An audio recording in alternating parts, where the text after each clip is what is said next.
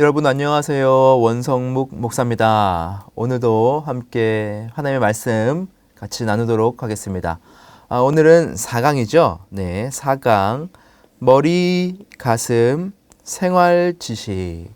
자, 여러분 이렇게만 들으면 이게 뭐지? 머리 지식, 가슴 지식, 생활 지식 이게 뭐지? 라고 생각을 할 수 있습니다. 하지만 여러분 우리 생명사역에서는 이 머리, 가슴, 생활 지식이 굉장히 중요합니다. 특별히 훈련에 있어서는 너무나도 중요한 그런 명제입니다. 그래서 오늘 함께 말씀을 통해서 머리, 가슴, 생활 지식까지 여러분들 다 배우시고 또 여러분 훈련에 잘 적용하셔서 여러분들의 삶이 변화되고 놀라운 역사가 나타나는 일들을 경험하시길 축복합니다. 알쏭달쏭 교회 용어죠. 여러분 바울은 여러분 다 아시죠?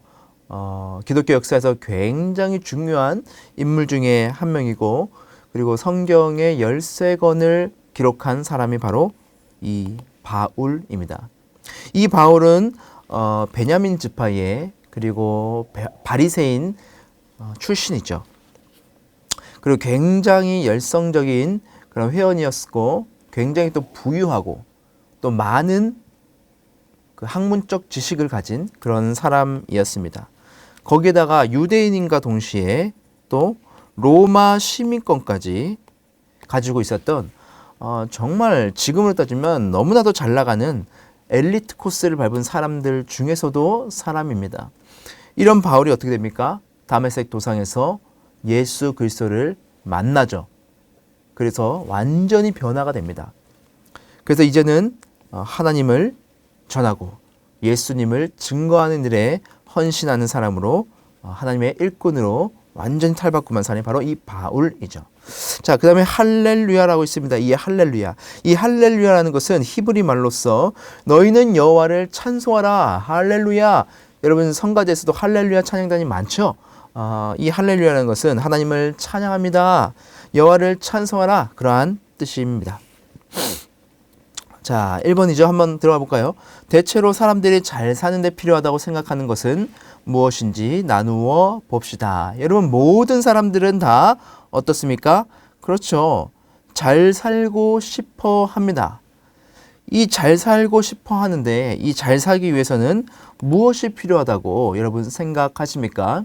아마 세상 사람들에게 물어보면 오늘날 대부분의 사람들은 돈이죠. 자본주의 사회에서 돈은 엄청난 힘을 갖고 있습니다. 그래서 돈이 많으면 행복할 것이다, 잘 살 것이다 말하는 사람들이 있고 또한 권력이 굉장히 중요한 사람들도 있겠죠. 또 어떤 사람들은 목표를 이루는 것이 아주 잘 사는 삶이다. 또 어떤 사람들은 건강이 최고다. 건강하게 살다가 아무 고통 없이 죽는 것이 가장 잘 사는 것이다. 아니면은 의식주 걱정 없이 사는 것이다. 어떤 사람들은 관계가 굉장히 중요하기 때문에 관계를 잘 맺으며 사는 것이 잘 사는 것이다 라고 말하는 사람들이 있습니다. 여러분 맞죠? 이 모든 것들이 우리가 살아가는 데 필요한 것들이고 또한 이것들이 충족되면 우리의 삶은 더 풍성하고 잘 살게 됩니다. 근데 여러분 생각해 보십시오. 단순히 이러한 것들이 잘 풀린다고 해서 그 인생이 행복합니까? 절대적으로 그렇지 않다는 것이죠. 이런 것들은 부수적인 요소는 될 수 있지만 결정적 요소는 되지 못하다는 사실입니다. 여러분들도 동의하실 거예요. 자, 그럼 2번 볼게요. 여러분들은 지금껏 잘 살기 위해서 어떠한 노력을 하면서 살아오셨습니까? 그리고 그 결과는 어땠습니까? 여러분들 지금까지 살아오면서 여러분들의 인생의 목표는 무엇이었나요? 인생의 목표라고 하면 잘 사는 거죠. 행복한 삶을 추구하는 거죠. 자, 그것을 위해서 여러분은 어떤 노력을 했습니까? 그리고 그런 노력의 결과는 지금 어떠하십니까? 한번 여러분의 삶을 한번 반추해 보십시오. 돌아보십시오. 여러분 바둑을 할 때도 바둑 기사들 중에서 굉장히 잘하는 기사들은 자신이 했던 그 모든 바둑의 경기들을 다 머릿속에 다 암기하고 있다고 합니다. 그리고 그것을 다시 복기하죠. 내가 그때 어떤 수를 뒀고 또 어떤 수를 뒀고 상대방이 이 수를 뒀을 때 나는 무슨 수를 둬야 하고 이런 것들을 계속해서 복기하면서 연습을 한다고요. 여러분들의 삶을 한번 복기해 보십시오. 여러분의 삶의 결과는 어떠하십니까?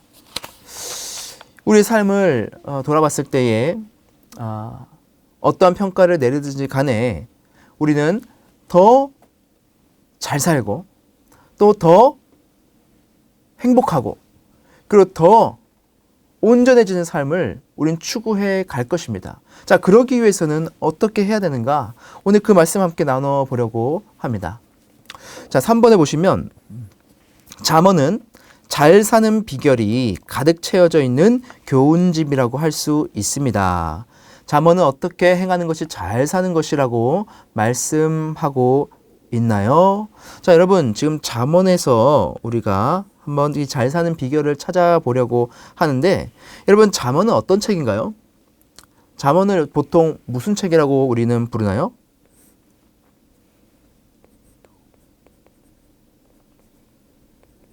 그렇죠. 지혜의 책이라고 우리는 부릅니다.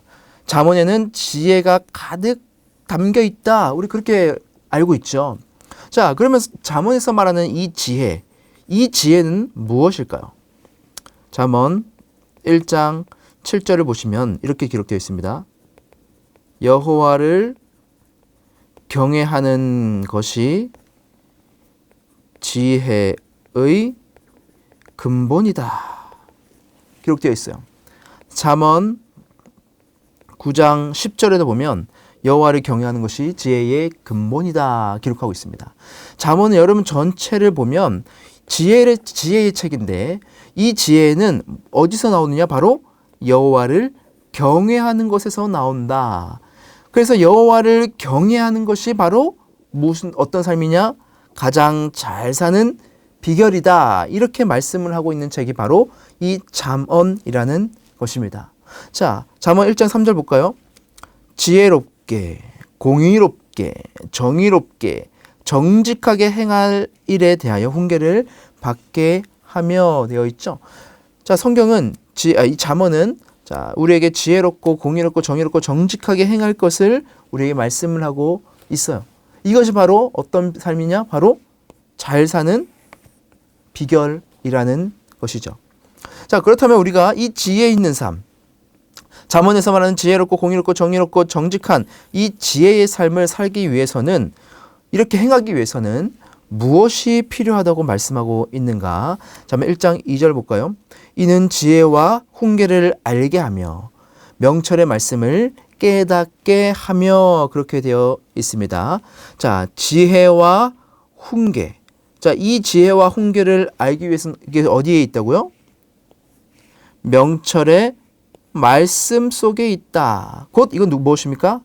하나님께서 우리에게 주신 이 말씀, 곧 성경 안에 이 지혜와 훈계가 있다는 것입니다.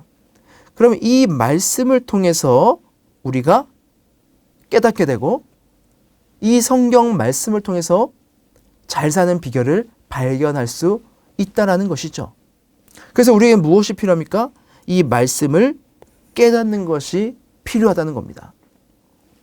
이 땅에서 살아갈 때에 진정으로 잘 사는 방법을 깨닫기 위해서는 말씀이 가장 근본이 되어야 한다고 성경은 우리에게 말씀하고 있다는 것이죠. 여러분 동의하십니까? 그렇죠? 동의하시죠? 자, 5번 볼게요. 신약의 말씀을 통해서도 잘 사는 것의 의미를 확인해 봅시다.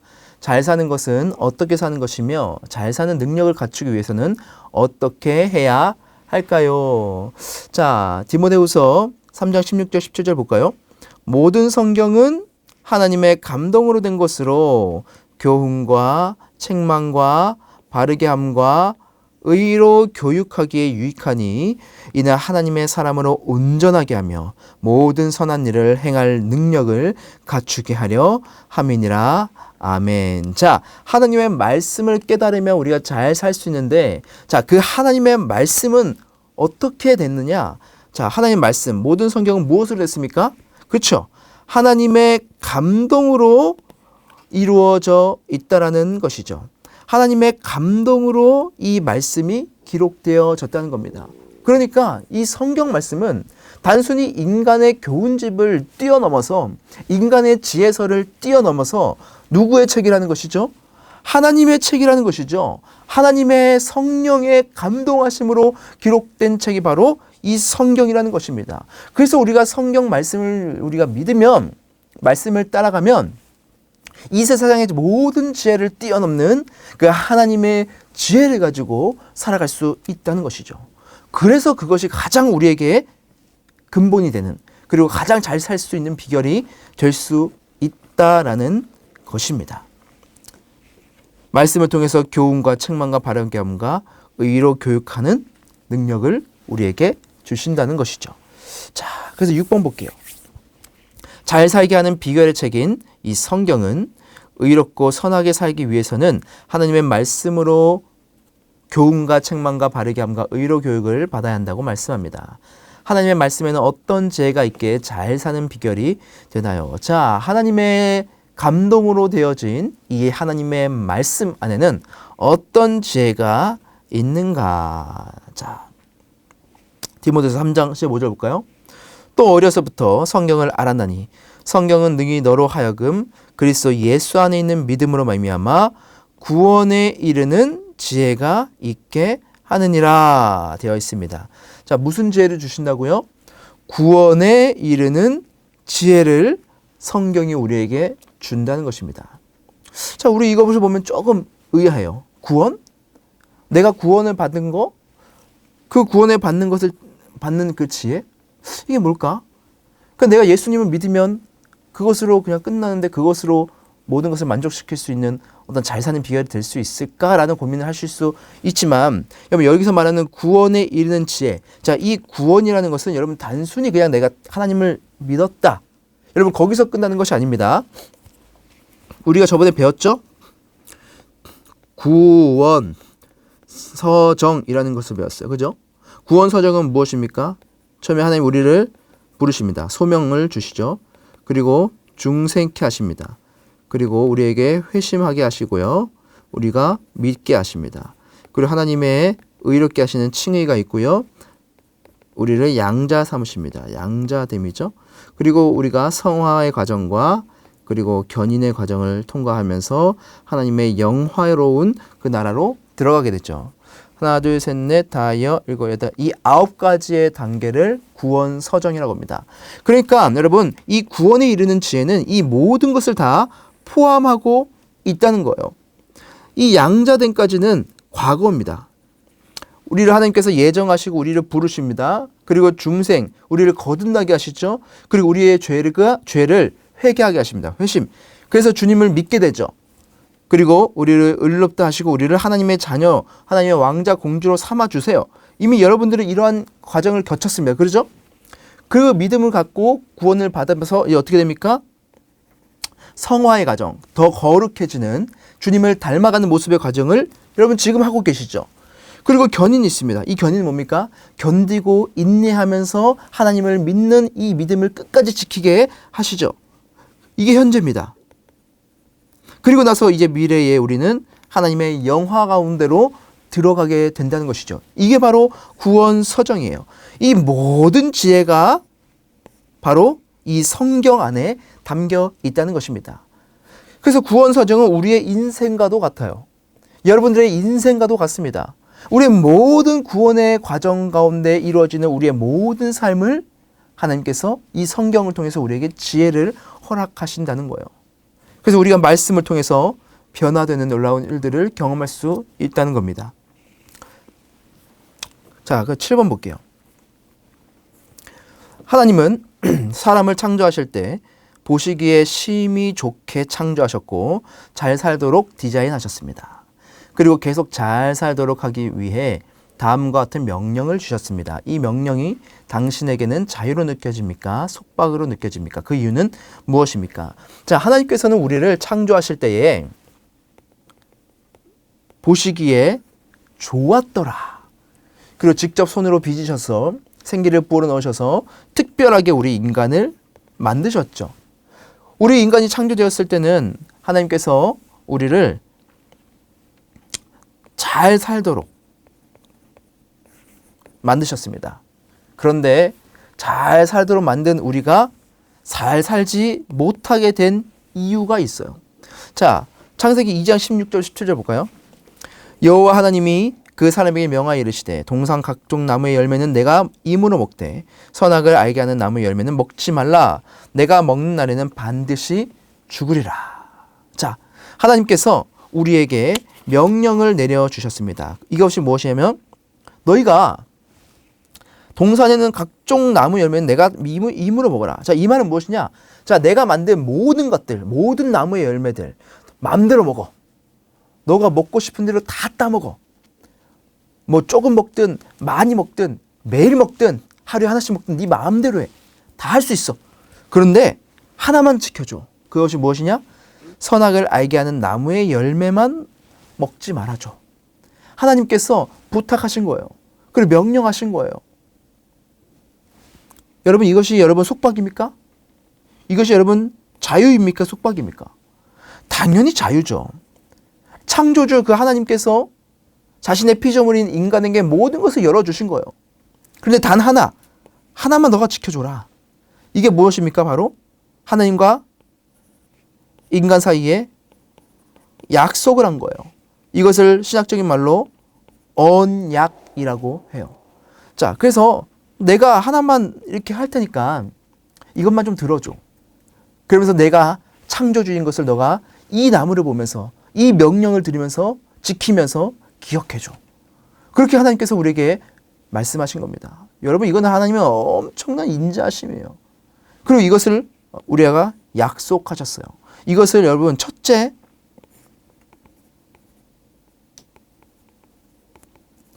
언약이라고 합니다. 첫째 언약. 그리고 이것을 행위 언약이라고 그래요. 행위 언약. 이것을 행동을 하는가 안 하는가. 이 행동을 했을 때는 이 언약이 깨진다. 이것이 바로 행위 언약이에요.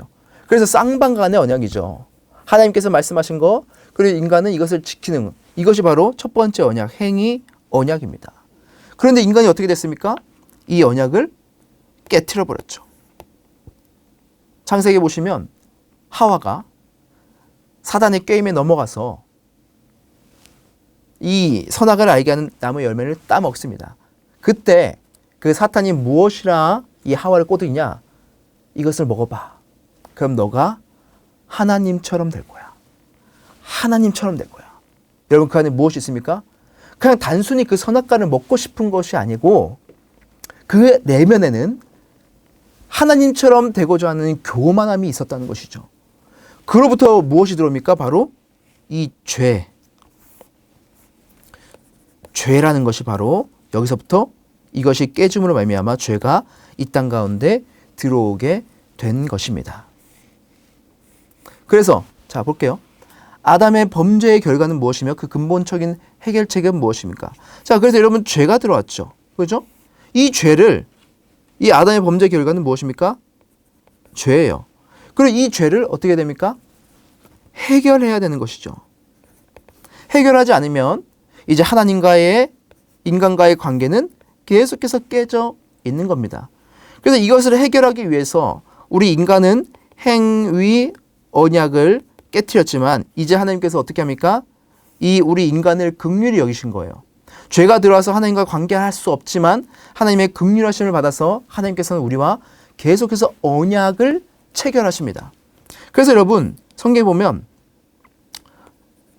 노아가 나오죠. 노아와도 언약을 맺어요. 무지개를 줌으로써 언약을 맺습니다. 이것이 무엇입니까? 내가 이 백성, 이 사람들을 보니까 너무 죄가 판만해. 하나님을 무시하고 하나님을 업신여기고 자기 마음대로 살아요. 그래서 하나님께서 이 땅 백성들을 다 쓸어버리려고 했죠. 그러나 하나님을 믿었던 이 노아라는 사람과 그 가족은 살리셔요. 그래서 비로 홍수로 쓸어버리시고 이 노아를 살리시면서 인간에게 긍휼을 베푸십니다. 그리고 나서 다시 언약을 맺죠. 그 증거가 무지개예요. 근데 여러분 계속됩니다. 이 언약은. 노아 언약 이후에 아브라함이 나오죠. 아브라함과 또한 언약을 맺습니다. 내가 너의 자손들이 바다의 모리처럼 하늘의 별처럼 수없이 많게 할 것이다. 하나님이 이 아브라함을 통해서 다시 언약을 맺습니다. 긍휼을 베푸시는 거죠. 그 이후에 또 모세와도 언약을 맺으세요. 이스라엘 백성들을 이 모세를 통해서 구원하시고 그 백성들을 하나님의 자녀로 삼으시죠. 그래서 이 모세 언약을 통해서 율법을 주시고 또한 제사, 제도를 주세요. 이 모든 것들이 여러분 무엇입니까? 모세 언약뿐만이 아니라 그 이에 다윗도 마찬가지입니다. 다윗 언약이 있어요. 그러고 나서 결국은 누가 오십니까? 예수 그리스도가 오시죠. 자, 이 노아 언약, 아브라함 언약, 모세 언약, 다윗 언약, 이 모든 것들은 다 우리가 무엇이라고 부르냐? 시작적인 용어로 은혜 언약이라고 그래요. 은혜 언약. 자, 인간은 죄로 인해서 다 무너졌습니다. 그래서 하나님의 명령을 들을 수 있는 그런 본성이 사라졌어요. 전적으로 타락했기 때문이죠. 그래서 하나님과 언약을, 약속을 우리 인간은 지킬 수가 없어요. 그래서 은혜 언약이라고 하는 겁니다. 이 은혜 언약이라는 것은 하나님께서 우리 인간에게 일방적으로 베풀어 주시는 그 약속, 하나님이 우리 인간에게 어떠한 무엇이 아니고 그냥 일방적으로 베풀어 주시는 약속이 바로 은혜 언약을 해요. 은혜 언약이라고 하는 겁니다. 그래서 하나님께서는 계속해서 인내하시고 참으시면서 우리 사람들에게, 인간에게 약속하시고, 내가 너희들을 구할 것이다. 내가 너희들을 사랑한다. 내가 너희들을 살려낼 것이다. 구원할 것이다. 계속해서 약속을 하시는 거예요. 하지만 그럴 때마다 우리 인간은 어떻게 됩니까? 죄로 인해서 계속해서 하나님을 등졌죠. 하지만 회개하고 돌아올 수 있도록 하나님이 우리를 은혜로 이끄신다는 겁니다. 이게 바로 은혜 언약이에요. 그런데 이것이 계속 반복됐죠. 그죠? 그래서 근본적인 해결책이 될 수가 없었어요. 그런데 하나님께서 이 근본적인 해결책을 주십니다. 그것이 무엇입니까? 바로 예수 그리스도예요. 로마서 5장 15절 볼게요. 그러므로 한 사람으로 말미암아 죄가 들어오고, 한 사람이 누굽니까? 아담이죠. 아담과 하와를 통해서 이 땅에 들어오죠. 이 죄로 말미암아 사망이 들어왔나니, 사망, 모든 사람은 이제 죄로 인해서 죽을 수밖에 없어요. 이와 같이 모든 사람의 죄를 지었으므로 사람이 모든 사람에게 이르느니라. 자, 그냥 17절 보세요. 한 사람의 범죄로 말미암아 사망이 그 한 사람을 통하여 왕노릇하였은즉 더욱 은혜와 의의 선물을 넘치게 받는 자들은 한 분 예수 그리스도를 통하여 생명 안에서 왕노릇하리로다. 자, 여기서 이 한 사람이 아담이었지만 아담을 통해서 죄가 들어왔어요. 그렇지만 이제는 이 한 분 예수 그리스도를 통해서 이 사망을 이기는 이 영원한 생명을 우리에게 주셨다는 겁니다. 바로 그 예수 그리스도가 이 계속해서 죄를 지으면서 하나님의 은혜 없으면 살아올 수 없었던 우리 인간의 그 막침표, 방점을 바로 예수 그리스도를 통해서 해결하시고, 그 예수 그리스도를 통해서 하나님 나라에 들어갈 수 있는 그 은혜를 우리에게 베풀어 주셨다는 겁니다. 그래서 이전에는요, 무엇입니까? 구약에는 율법을 지켜야 되고, 또 계속해서 제사를 드려서 그 양이라든지 비둘기라든지 아니 염소라든지 자기의 죄를 안수함으로 인해서, 대신 죽음으로 인해서 이 죄를 계속해서 씻어내야 됐어요. 그런데 예수 그리스도는 이제 어떻게 됩니까? 예수 그리스도가 이 땅에 오심으로 말미암아 이 모든 사망의 권세를 이기시고 모든 사단의 머리를 짓눌러 승리하시고 생명을 가지고 오셨다는 것입니다. 그래서 그 예수 그리스도를 믿으면 어떻게 되는 것이죠? 우리는 하나님으로부터 구원에 이르는 지혜를 얻을 수 있다는 겁니다.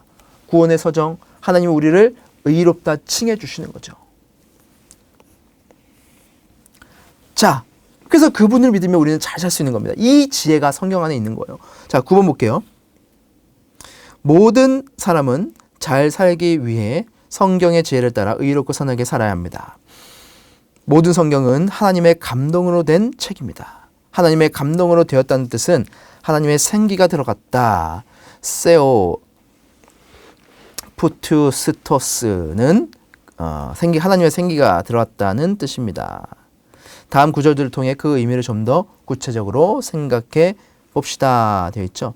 자, 이 세오 푸투스토스는 이렇게 쓸 수 있어요. 떼오죠, 떼오.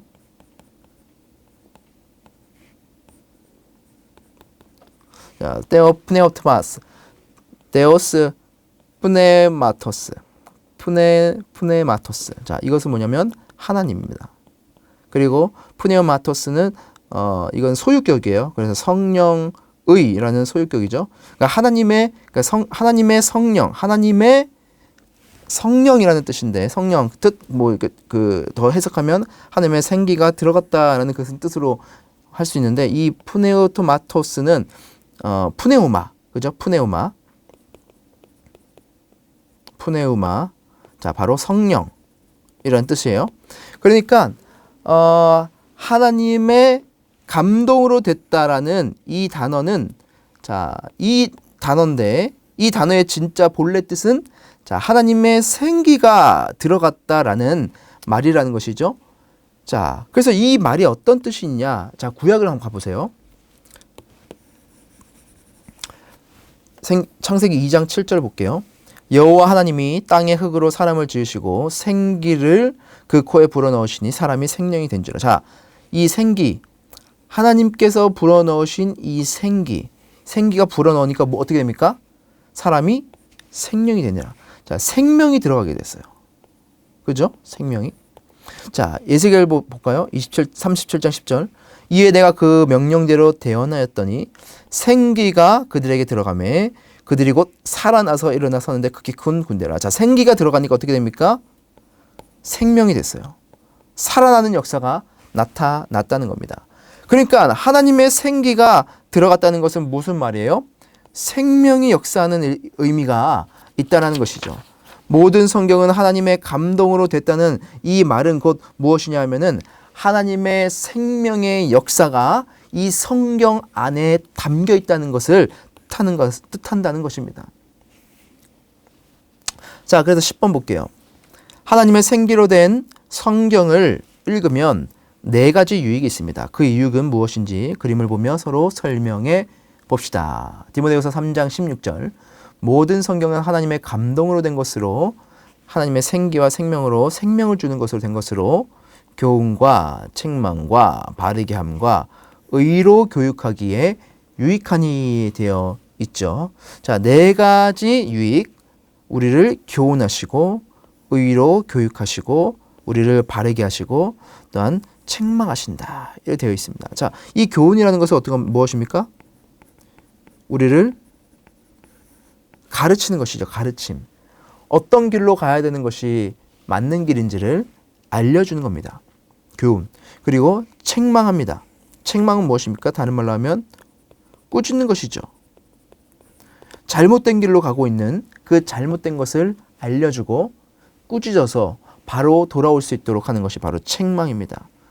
그리고 바르게 하죠. 이것은 무엇입니까? 우리를 교정해 주는 겁니다. 교정. 억지로 바른 길이라도 갈 수 있도록 우리를 계속해서 돌이킬 수 있도록 우리를 이제 교정해 주신 거죠. 바르게 살아갈 수 있도록. 그리고 의로 교육한다. 이거는 책임 있는 삶을 위한 가이드를 제공한다. 자, 그냥 살아가는 것이 아니고 하나님의 백성으로서 책임감 있는 사람을 살아갈 수 있는 어떤 가이드를 제공한다라는 것입니다. 이러한 유익들이 있다는 것이죠.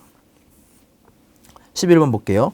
잘 살기 위해서는 근본적으로 성경의 구원에 이르는 지혜를 따라 예수 그리스도를 믿어야 하고 동시에 성경을 통해 교훈과 책망과 바르게 함과 의로 교육을 받아야 합니다.